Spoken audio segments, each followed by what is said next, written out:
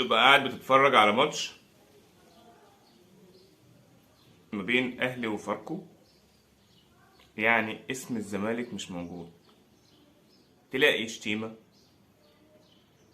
سباب، ما احترموش الشهر الكريم، ما احترموش حرمة شهر رمضان اللي احنا كلنا بنتجه فيه للطاعة وللعبادة، مش للسب والقذف والغيبة اللي حصلت. للأسف دايما بيبقى شيكابالا رد فعل للفعل اللي بيحصل، ولكن هي الفكرة وما فيها إن يوم 5/5 القادم هيبقى مباراة الزمالك والسوبر. فلما يحصل رد فعل من شيكابالا على شتيمة والدته ربنا يرحمها ويدخلها فسيح جناته، ساعتها بيتم توقيع عقوبة علشان خاطر ده شيكابالا.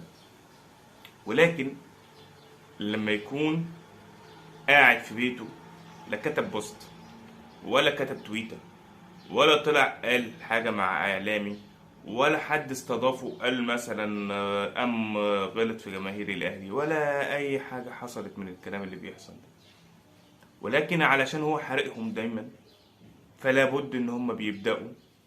امبارح كان قلة أدب ما وصفتش. غلطوا في الإسماعيلية فشعب الإسماعيلي يقدر يرد عليهم، غلطوا في بورسعيد وطبعا شعب بورسعيد كفيل ان هو يرد عليهم، ولكن احنا كزملكاويه لازم نرد على اللي حصل امبارح من جماهير نادي الاهلي. شيكابالا قيمه وقامه لنادي الزمالك، شيكابالا قيمه وقامه لنادي الزمالك. عندي حاجة وحيدة بس اللي أنا بعيب فيها على شيكابالا، إن هو في يوم من الأيام تنازل عن القضايا اللي كان هيرفعها على بعض من جماهير النادي الأهلي اللي قامت بسبه علشان خاطر مستقبلهم ما يضيعش. ده كان رد فعل شيكابالا لما حد توسط وهو قال خلاص أنا مش هضيع مستقبل عشان خاطر كورة، مش هضيع مستقبل حد عشان خاطر كورة. ولكن لما الحد ده يتمادى في الغلط لازم يكون في وقفة، لازم يحصل امر ما علشان خاطر الناس دي تفوق شويه. مباراه فاركو والاهلي مفيش فيها زمالك، مفيش فيها اي حاجه، ليه بتجيب فيها سيره حد مش موجود وبتغتاب فيها سيره الميت وما بتراعيش حرمه شهر رمضان، ما بتراعيش حرمه الميت المتوفى والد شيكابالا اللي انتوا ثبتوها امبارح.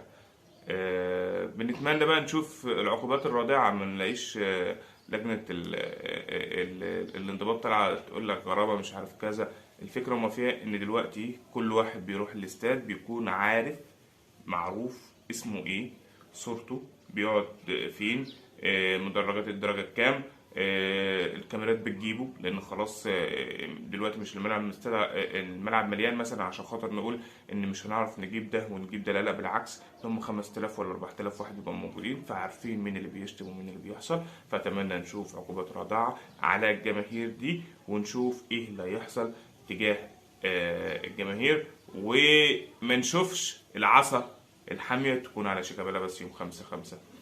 اتمنى من جماهير مصر كلها انتوا بتحفلوا على بعض في اطار الادب.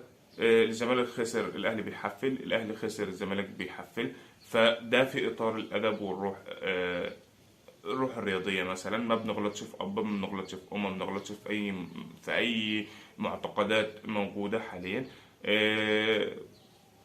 يعني خلينا نتكلم ونتكلم كوره على طول، ما نقعدش نغلط في بعض. كلمتين كنت لازم اطلع اقولهم علشان خاطر نقدر نرد ولو جزء بسيط من اللي حصل امبارح على شيكابالا.